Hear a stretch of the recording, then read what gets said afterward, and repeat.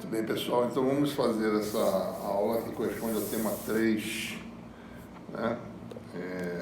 De oficina de modelagem e simulação computacional.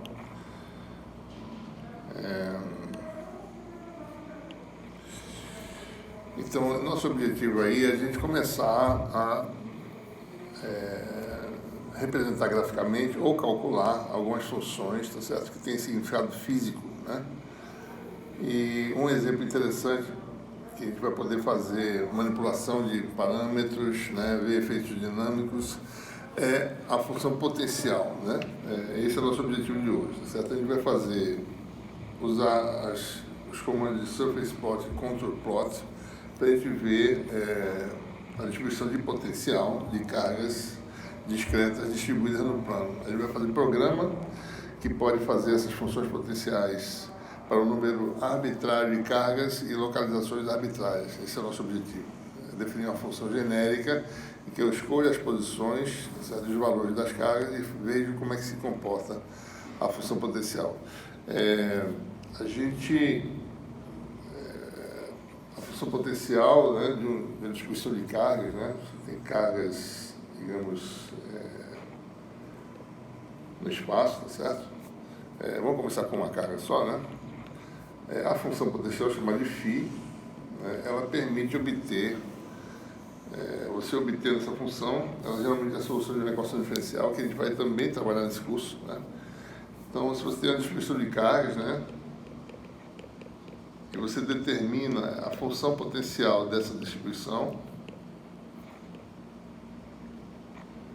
a partir dessa função potencial, você determina o campo elétrico, né, de uma operação vetorial chamada gradiente, né? Eu estou falando de coisas que vocês já estudaram no curso de graduação de vocês, certo? Então, a gente assume que vocês já conhecem esses temas. Então, se vocês não conhecem, vocês deem uma revisada na parte de teoria eletromagnética que fala de potencial elétrico e de campo elétrico, né? Então, é que nem o potencial gravitacional, né? Você extrai a aceleração da gravidade se você sabe a distribuição de potencial gravitacional de um conjunto de planetas do espaço, né? Então, você vê quem é a função potencial e daí você tem a aceleração da gravidade associada a esse conjunto de planetas ou a um planeta só, etc., né? Bom, então, e para uma carga discreta, certo? A carga Q, digamos que ela está no vácuo, o vácuo tem a propriedade que é a permissividade elétrica, ε0, então a distância R, a função potencial, ela simplesmente da forma Q sobre a distância, né? Tem um fator aqui que define o sistema de unidades, né? Essa constante 4πε0, ela é aproximadamente, né? O inverso dela é 9 vezes 10 a nona, né? Certo? Unidades assim, a gente não vai se preocupar muito com isso agora, mas essencialmente a função potencial de uma carga podiforme ou de qualquer campo de força central, que nem o campo gravitacional, é a função inversa com a distância. Vamos chamar essa função sem a constante que define a unidade, só a função inversa. Vamos olhar só o comportamento dela, tá certo? A gente pode fazer uma representação em surface plot dessa função. Observe que se eu colocar no plano XY, né? Vamos olhar para os planos XY, né?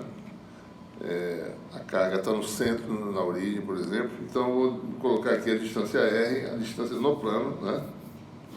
E a gente vai estar no domínio, tá certo? Digamos que isso aqui seja X, isso aqui seja Y, né?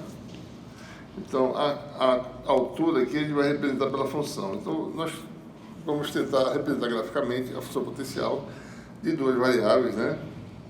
Ou de uma variável só, que é a distância R, nesse caso aqui é x2 mais y2 raiz quadrada, elevado ao meio, né? Se a gente faz a representação, essa função, ela é a função inversa em todas as direções, né? Certo? Então é melhor a gente fazer isso usando a função surface plot de matemática, certo? Que tem esse aspecto aqui, mais ou menos, certo? Aqui é o aspecto da função, a função potencial, né? Que você tem aqui a altura, tá certo? Que é o valor do potencial, né? E uma coordenada seria, por exemplo, x para o lado de cá, né? E y para o lado de cá, certo? Aqui a gente toma cuidado, tá certo? De evitar singularidade, né? Porque a função 1 sobre r, ela vai explodir quando r é igual a zero, né? Certo? Então a gente faz um programinha evitando que o R diminua muito, certo? Então aqui tem uma pequena rotina, né? Deixa eu mostrar aqui, por exemplo, né? Aqui nós fizemos matematicamente, né, uma situação para evitar que haja singularidade, né? O potencial está definido como sendo a função tradicional 1 sobre R, certo? Se a distância for, vou fazer o contrário, desculpe. A função vai ficar fixa no valor em 50 quando a distância for menor que 0,02. Né? Observe que 1 sobre 0,02 é 50. Né? Então, quando a distância x2 mais y2 for inferior a 0,02, fique fixo em 50, normalmente mais não, tá certo? Você pode botar um valor menor, 10 a menos 3 aqui, tá certo? Ou valores menores, né? Se fosse 10 a menos 3, seria 1000, né? Ficaria em 1000, tá certo? Mas isso aqui evita singularidade. Se você se aproximar muito, digamos, da carga, da singularidade, então não precisa calcular mais o potencial, fixa nesse valor fixo. Você vai ter um cume, né? Um platô fixo, tá certo? Caso contrário, calcule a função potencial tradicional. Porque aí isso permite que a gente calcule o potencial de várias cargas simultaneamente e evitando que a distância chegue muito em cima da carga para não acontecer da função ficar um valor muito excessivo e sair do gráfico, digamos assim, né? Ou dar um erro de programa, certo? Eu sei que o matemático ele evita essas coisas, mas a gente pode ter essa proteção adicional, certo? Então a gente vai estabelecer, vai calcular essas coisas usando esse tipo de condição, né? Fixe o potencial no valor que ele atinge na borda, né, desse limite superior, certo? E acima desse valor de distância você pode calcular o potencial. Abaixo você mantenha fixo, certo? Então a gente pode fazer isso computacionalmente facilmente no matemática, né? Vocês vão fazer isso, certo? A gente pode também ver as chamadas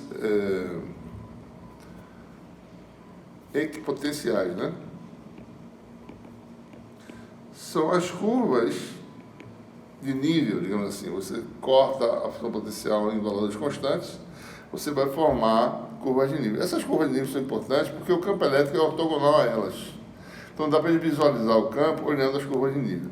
Para esse caso simples, em que nós vimos aqui o potencial, essa função simples, né? Se a gente cortar aqui, tá certo? Se a gente cortar, né? Se a gente sair cortando em diferentes alturas, a gente vai formar circunferências concêntricas, né?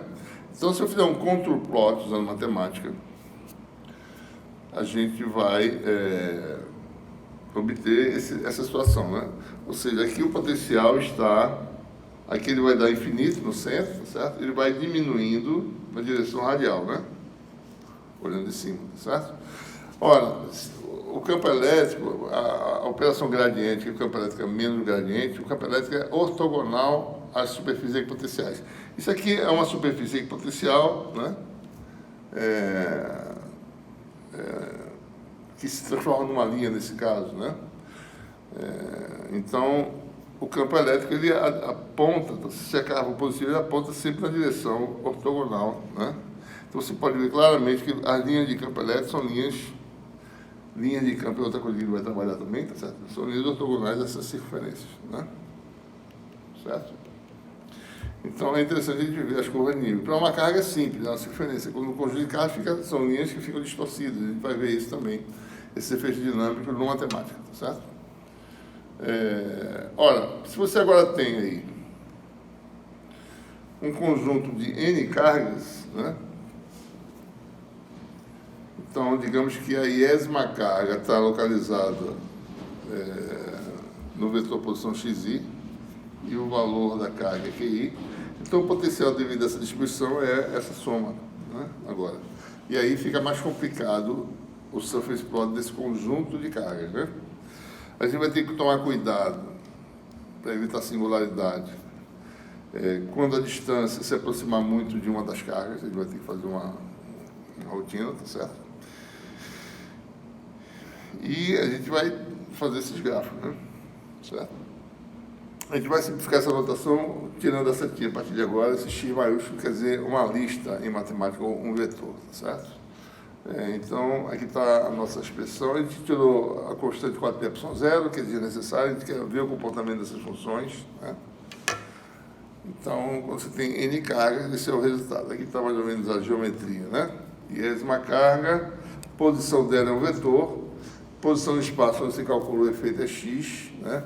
A distância é um módulo desse vetor, x menos xi, que é o que aparece no denominador da função potencial, certo? Então, esse aqui é um vetor também, a gente calcula o módulo dele, calcula aquela soma, né? Está aqui, certo? Bom, o que a gente vai fazer? A gente vai, para fazer nossas contas no matemática, a gente vai evitar singularidade, né? Vai definir para a iésima carga um parâmetro DI. Na verdade, o DI vai ser o denominador da função potencial, né, do conjunto de cargas, da iésima carga. Então, DI vai dar o valor D, que é o valor mínimo, certo? De distância, do ponto onde você calcula o potencial até a carga que dá singularidade. Então, D, ou seja, esse DI vale D, né? Se a distância, a iésima carga for menor que D, e vale a função x menos xi, que é o denominador da função potencial, caso contrário. Certo? Então, com essa definição lógica aqui, você tem que o potencial é simplesmente essa função modificada aqui, QI sobre DI, em que DI satisfaz aquela condição lá, certo?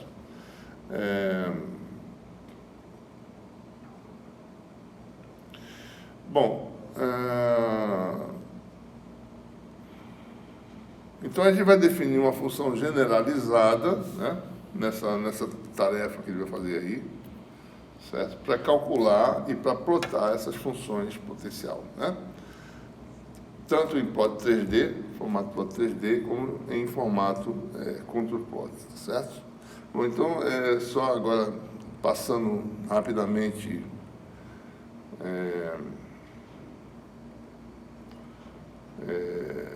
então, a gente vai fazer um conjunto de cargas, tá certo? Usando plot 3D e contour plot, né? Para a gente ver como é que essas coisas se comportam. A gente vai querer ver, vai fazer uma função generalizada potencial, né, em matemática. Eu vou agora dar uma explicada rápida do que eu quero que vocês façam nesse terceiro tema aí, certo? Que agora a gente vai ter um pouquinho mais de sofisticação, né? Vai estruturar um pouco melhor nossos programas, tá certo? E vai fazer alguns efeitos dinâmicos e vai observar. Então, ele vai construir um programinha, um bloco, né, da função potencial, que tem 4 argumentos, certo? X é um ponto no espaço, ou seja, X é uma ponto no espaço, não, um ponto no plano XY, né? Então, X é uma lista, um vetor, certo? Elemento XY, né? Que é uma lista, ou seja, um vetor de N elementos, certo? Que tem as magnitudes e sinais das cargas. A gente pode usar todas de mesmo módulo, né? Então vai ser 1 menos 1, tá certo? Vocês podem usar, né? A gente vai poder brincar, eu vou pedir para vocês fazerem certas simulações, né? Então, módulo 1, sinais que vão ser definidos aí nas tarefas. Mas primeiro ele vai fazer a função, guardar a função para ela ser usada para calcular coisas específicas, tá certo? P, então são 4. Primeiro é a localização do espaço, né? Aparece aqui. X é a localização do espaço,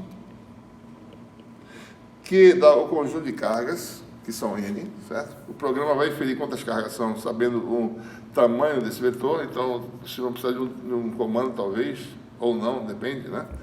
Para dizer, bom, eu tenho tantas cargas porque eu deduzo isso a partir do argumento que está sendo passado para a função φ, certo?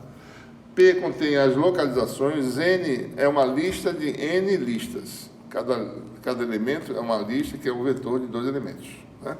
Então, Então, P é dessa forma aqui, né?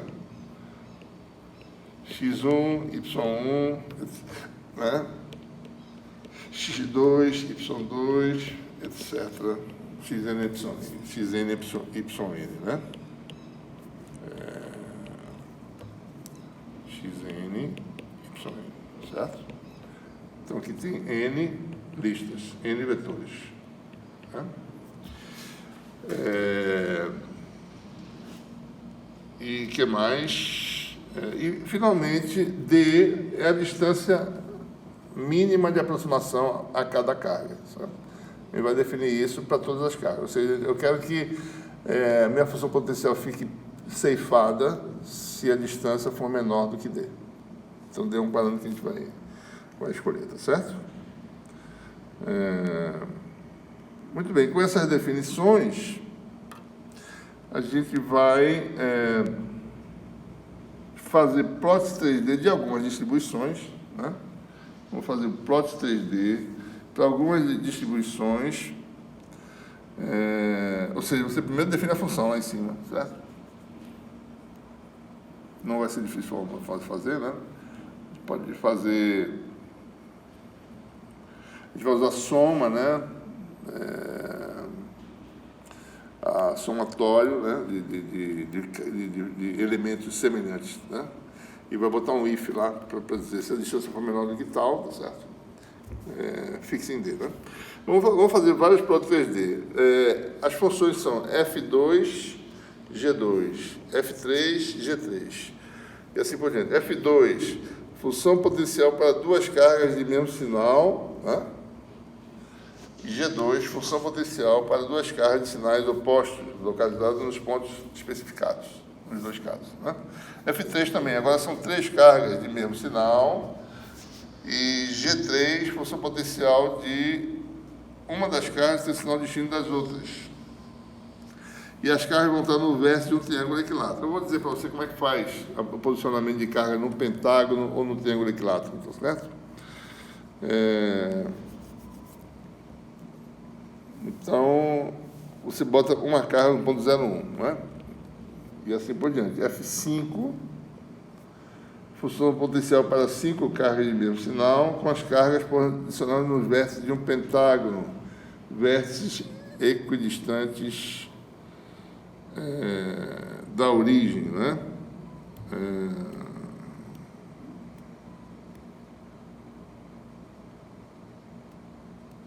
Bom, então, como é que a gente faz essas coisas? Eu vou mostrar aqui já, tá certo? F6, 6 cargas, né? 5 de mesmo sinal e uma de sinal oposto na origem. Então, a gente vai botar no meio do pentágono, vai botar uma carga lá, certo? Bom, repita esses problemas, que foi tudo plot 3D em control plot, né? Certo? Como a gente vai distribuir essas cargas, eu vou dar uma dica para vocês aqui. Bom, ele vai fazer uma animação, certo? Para visualizar o efeito de uma mudança contínua de magnitude e sinal de uma das cargas do sistema. Vamos fazer isso para o caso das 6 cargas da questão 2D, né? Vai ter uma carga no meio, certo? Mudança contínua de magnitude e sinal da carga localizada na origem, certo? Então, você tem 6 cargas de mesmo sinal e uma no meio que tem sinal diferente, né, das outras. Então, a gente vai definir essa carga na origem como sendo uma variável contínua desse parâmetro t, né? Isso aqui é um período. Quando t igual a t, essa função aqui se repete, certo? Então, digamos que t vai ser o número de quadros do seu filme, t maiúsculo, né? Então, se t for igual a 100, você pode fazer t variando 1, 2 até 100. Você vai ter um filme de 100 quadros, por exemplo. Dá para ver mais ou menos uma variação contínua das coisas que a gente vai fazer, tá certo? O que a gente vai fazer? A gente vai usar a função manipulate para variar o parâmetro t, né? E a gente vai armazenar esse comando manipulate, que é um comando, né, manipulate de alguma coisa, tá certo? Tem um plot, control plot 3D ou plot 3D, vai ser um comando com vários elementos internos, e você vai pegar tudo isso e jogar na variável output, e você vai exportar output, né, em um arquivo MP4. Basta usar esse comando aqui, export, né? Aqui é o formato do arquivo MP4, ele automaticamente vai converter essa simulação desses 100 quadros, vai fazer um filme MP4 para a gente, certo? E a gente vai poder ver o filme, como é que se comporta Quer dizer, você pode fazer isso também no próprio Matemática, apertando o play, ele vai fazer o T variar indo e voltando, tá certo? A gente pode gerar esse arquivo externamente, a gente quer ver esse arquivo, como é que ele fica, né? Bom, mais uma vez, né, como nós teremos exportação de dados, né, a gente faz aquele comando, né, set directory, notebook directory, de forma que todas as coisas que a gente fizer, mesmo que você mande um diretório para mim, no seu homework, na sua oficina, você manda para mim, vai fazer o upload, eu posso recuperar e ver, né, fazer a exportação de novo, eu mesmo, tá certo? Vai exportar para o meu diretório, que é um diretório de notebook. Então, eu vou usar esse comando. Use bom senso para escolher o valor de D, certo?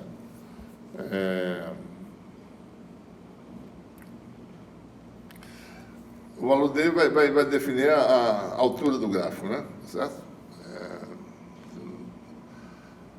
Então, se você tem, por exemplo, se o seu domínio, né?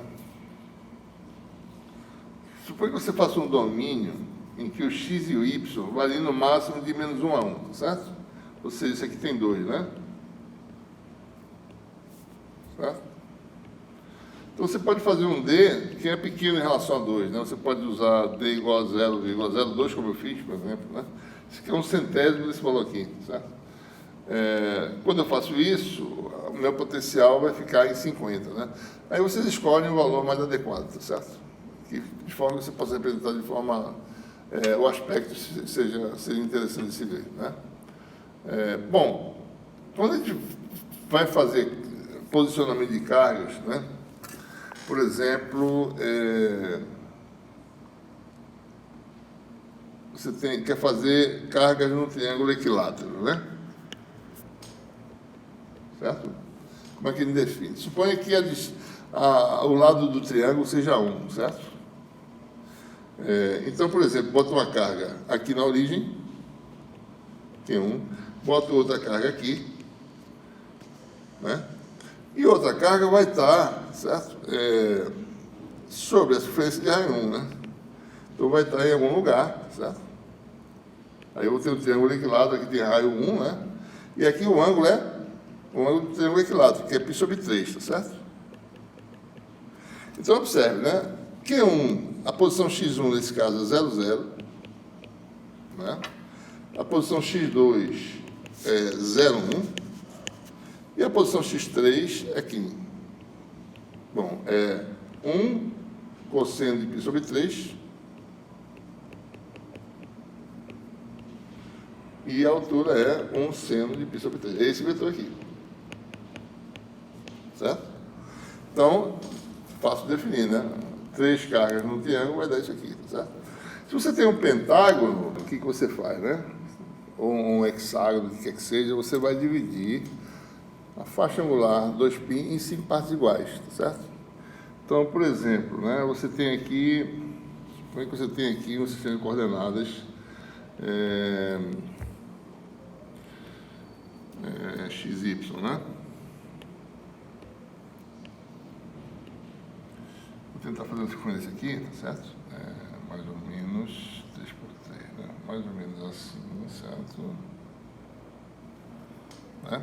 Bom, suponha que você venha aqui e coloque uma primeira carga nessa posição, certo? Aqui, né?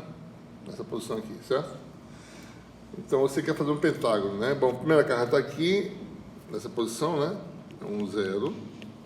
Então, a próxima carga vai estar num certo ângulo, ou uma figura de N lados, né? A terceira vai estar num outro ângulo qualquer, tá certo? 1, 2, 3. Essa aqui vai estar numa outra posição, né? Essa aqui no outra e essa aqui no outra, certo? Então, por exemplo, eu tenho aqui 1, 2, 3, 4, 5 cargas. Ora, as cargas, o ângulo, tá certo? Entre essas 5 cargas tem de ser o mesmo, né? Esse ângulo aqui, tá certo? Vou chamar isso aqui de φ, né? Esse ângulo aqui tem que ser φ, certo? Este aqui tem que ser φ, né? Esse aqui tem que ser φ. E este aqui tem que ser φ. Nós temos aí um pentágono, né? Se você unir as linhas, você vai ter um pentágono. Espero, certo? Não está muito bem desenhado, mas mais ou menos isso, tá? Ou seja, todas essas linhas têm o mesmo comprimento, certo? Porque a gente desenhou igualmente espaçadas. Ou seja, 5φ vale 2π, né? Então, o ângulo de cada carga é 2π sobre 5, certo? Então, você constrói a posição das cargas, tá certo? Algo desse tipo aqui, xi é igual, xn, né? Xn é igual a, se essa distância é sempre 1, né? É 1, certo? Então, você vai ter cosseno de, começando em n igual a 0, né? Eu vou botar para n igual a 1, 2, 3, 4, 5. Então, vai ser cosseno de n menos 1 vezes 2π sobre 5. Coordenada x, coordenada y vai ser seno de n menos 1, 2π sobre 5. Aí está a sua lista, elemento da lista, né? Nésimo elemento, tá certo? Com n variando de quanto? De 1 até 5.